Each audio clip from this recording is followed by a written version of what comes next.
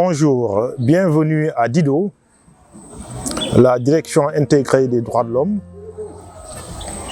Et conformément à notre émission précédente, nous poursuivons en nous attachant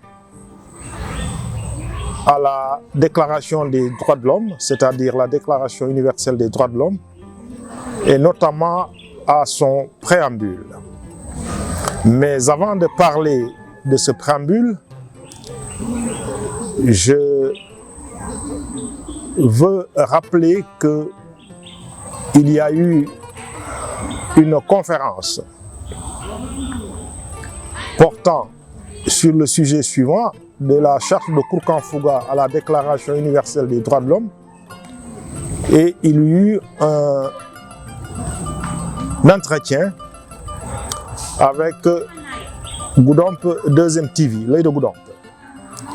À cette occasion, je voudrais rectifier tant pour la conférence que pour cette interview deux erreurs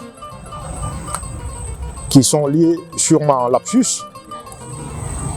Les deux personnes exécutées en 1967 au Sénégal relativement au droit à la vie et au considérant de Kourkan-Fouga étaient bien Abdou Ndafa Faye pour ce qui concerne Demba Diop et Moustapha Lo pour ce qui concerne Léopold Sédar Senghor.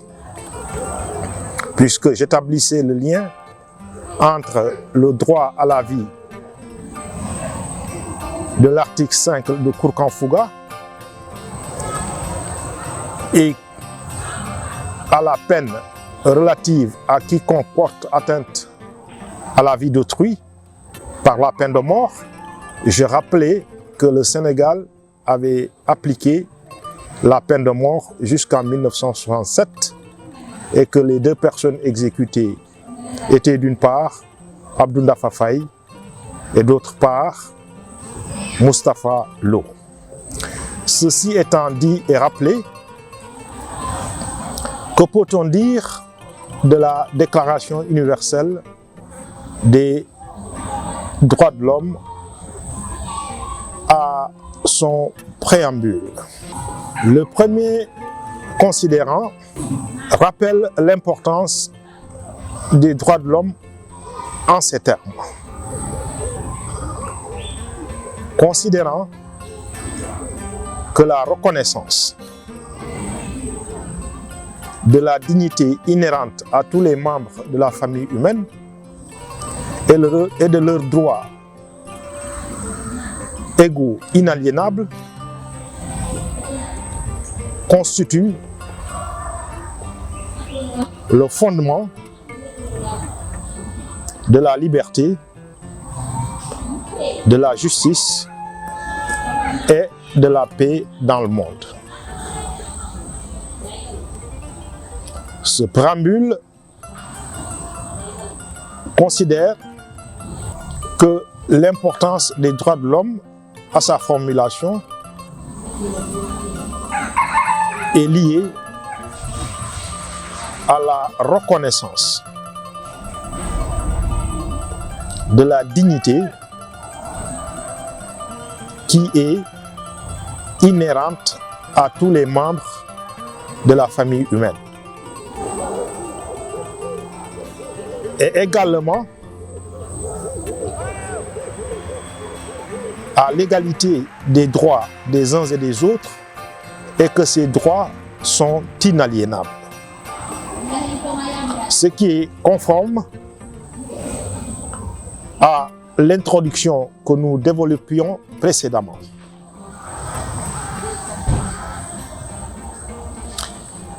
Et d'en conclure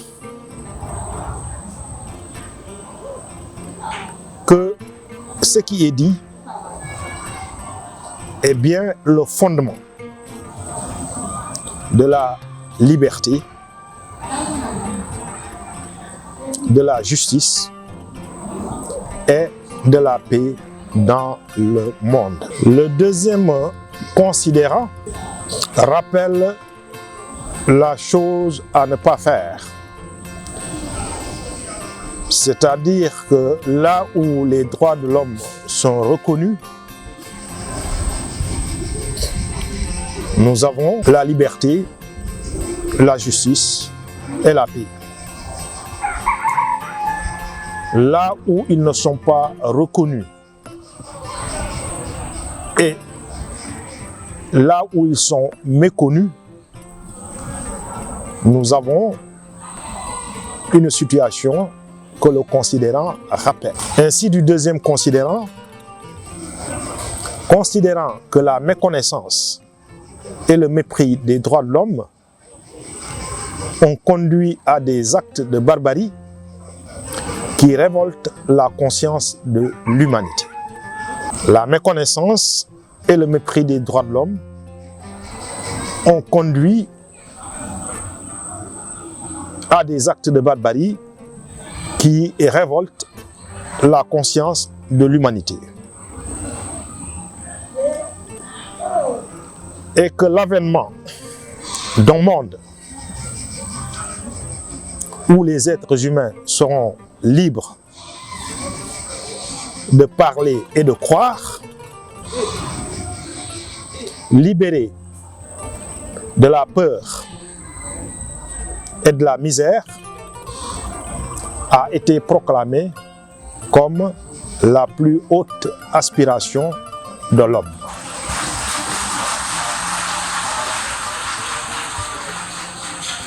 Considérant également qu'il est essentiel que les droits de l'homme soient protégés par un régime de droit. Le deuxième considérant nous rappelle que la méconnaissance et le mépris des droits de l'homme équivalent à la barbarie par les actes commis de ce fait.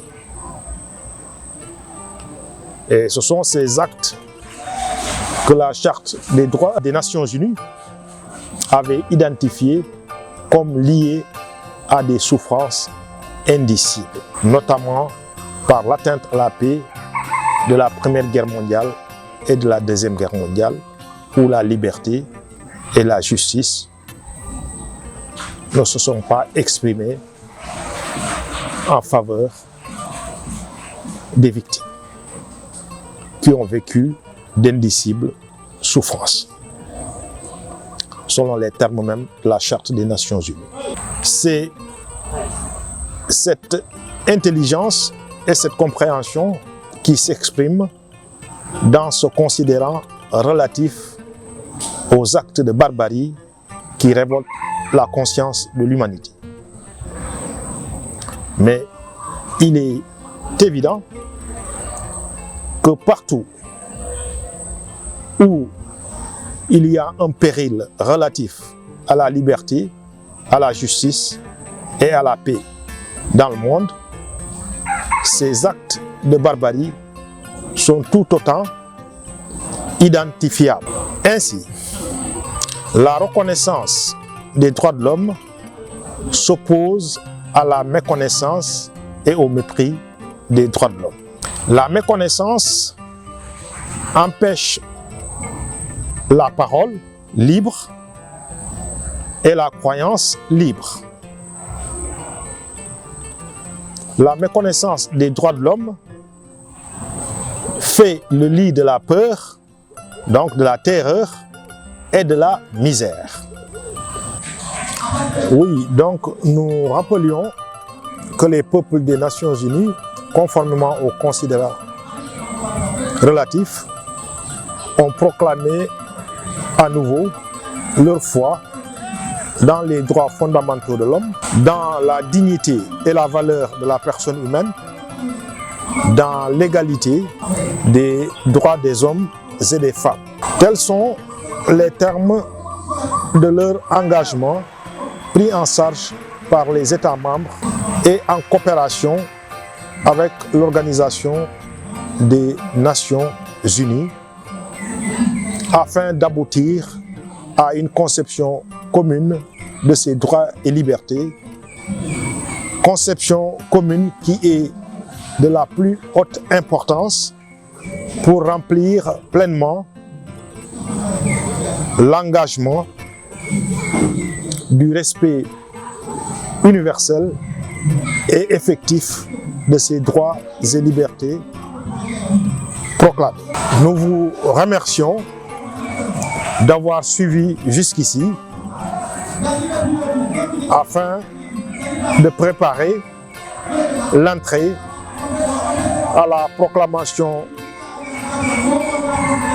précisément de la dite déclaration par l'Assemblée générale des Nations unies. Je vous remercie.